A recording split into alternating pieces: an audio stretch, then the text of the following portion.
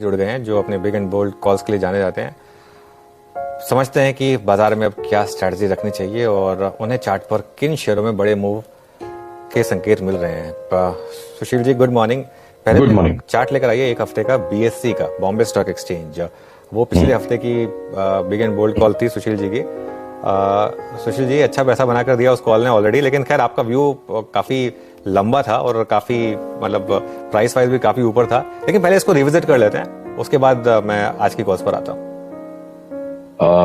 मेरी आपके साथ स्क्रीन शेयर की सेटिंग थोड़ी सी बिगड़ गई है, तो इसलिए मैं चार्ट दिखाए बिना आपको कहता हूँ। देखिए, जब आप लंबे व्यू के लिए स्टॉक को लेते हैं और अगर उसने शॉर्ट टर्म में बहुत बड़ा गेन दे दिया है, आपके पास दो ही रास्ते हैं। आपको कोई डिसीजन अगर लेना है कि मैं टेम्पररी टेक प्रॉफिट करूं या नहीं करूं, तो कॉस्ट ऑफ डिसीजन अगर कैलकुलेट करना संभव हो, कोई आपको स्विंग पॉइंट मिल रहा है तो कॉस्ट ऑफ डिसीजन कैलकुलेट हो जाएगा कि भाई मैंने एक बार यहाँ बेच दिया और उसके बाद भी इसके ऊपर चला गया तो मैं वापस ले लूंगा। और कॉस्ट ऑफ इंडिसीजन है कि अगर मैं कोई डिसीजन ही नहीं लेता हूं तो यहां से भी 700 रुपए और बढ़ेंगे। अगर cost of indecision is much cheaper than the cost of decision, तो हम खड़े रहेंगे। 40-50 रुपए की टेक प्रॉफिट कोई बीएससी के अंदर बीच में आ गई तो मुझे कोई भी आश्चर्य नहीं होगा, पर 50 रुपया कमाने के चक्कर में ट्रेडिंग में मैं 700 रुपए की चाल नहीं छोड़ूंगा। तो कहीं इंसान को ट्रेडिंग करनी चाहिए, कहीं इन्वेस्टिंग करनी चाहिए। तो बॉम्बे स्टॉक एक्सचेंज हमारे लिए शांति से होल्ड है। चलिए, आज की बिग बोल्ड कॉल क्या है फिर सुशील? अनुज, देखो, ये तो बिग बोल्ड कॉल आप लोग प्यार से नाम दे देते हो बिग बोल्ड कॉल।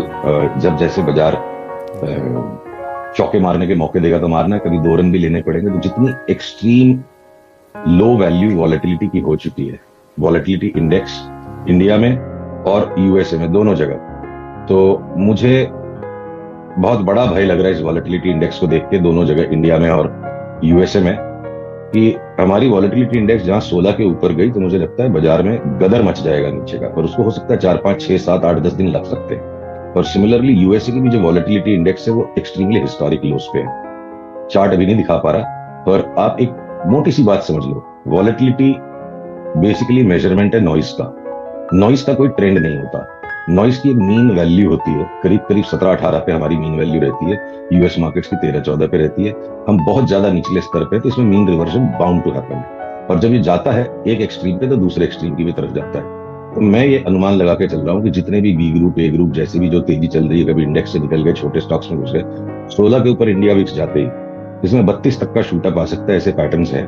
तो ये आज की एक बिग कॉल से ज्यादा है कि बिग चेतावनी समझ के चलिए। उसको 5 दिन लगे, 7 दिन लगे, 8 लगे, मैं नहीं कह सकता। तो जब भी ऐसा हो तो मैं आपके दर्शकों के सामने उनके कटघरे में खड़े होकर कहने में मुझे बिल्कुल भी हिचक नहीं है कि 16 की विक्स के ऊपर अगर चला जाए बाजार, तो कोई भी तेजी को बहुत सोच समझ के कीजिएगा। बाजार बहुत धड़म से नीचे आ सकता है उसके बाद। 11.97 की विक्स अगर 16 के ऊपर जाती है तो एक बार फिर से सर से बात करेंगे सुशील जी से, लेकिन उसके बाद स्थिति का जो स्थिति होगी उसकी पुष्टि, मतलब उसके बारे में एक आपको संकेत दे चुके हैं सुशील जी। अच्छा सर, अर्निंग सीजन हमारा आप देख ही रहे हैं। I mean Kotak Mahindra bank के नंबर्स आए, उसके बाद वो प्रॉफिट टेकिंग में चला गया। अभी अगर मैं बैंकों में पूछूं कि बैंकों में यहाँ आई थिंक सुशील सर का जो संपर्क है वो टूट गया। जैसे ही एक बार फिर से स्थापित होता है, उनसे बात करने की कोशिश करेंगे। मेरा जो प्रश्न था वो तो बैंकों में था कि बैंकों में यहाँ से आगे लीड कौन करेगा। बहरहाल इस बीच निफ्टी ने अभी एक इंटरडे हाई जो फ्रेश क्रिएट किया था, इट वाज 18,180, और बैंक निफ्टी ने जो इंटरडे हाई क्रिएट किया था इट वाज 43,468। तो दोनों ही इंडिसेस अपने जो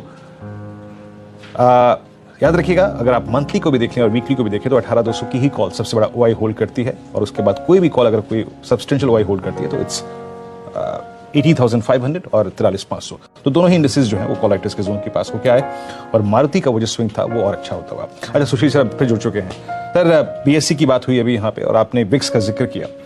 बैंक निफ्टी ने इस पूरे बाजार को लीड किया है, हालांकि वक्त बेवक्त प्रॉफिट बुकिंग भी आती रही।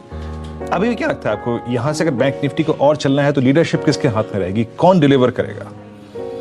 देखिए, आपके प्रश्न में आप मुझे पहले ही एक अजम्पशन करने के लिए बाध्य कर रहे थे कि अगर इसे और चलना है, और मैं जिस माइंडसेट से चार्ट्स को देख पा रहा हूं, या जो चार्ट्स मेरा माइंडसेट जो क्रिएट कर रही हैं, कि बैंक निफ्टी जो अभी भी इठला रही है, अभी भी जो ये थोड़ा स्ट्रेंथ हमें दिखा रही है, इसमें सिर्फ कोटक महिंद्रा बैंक और एसबीआई के कारण रस बना हुआ है।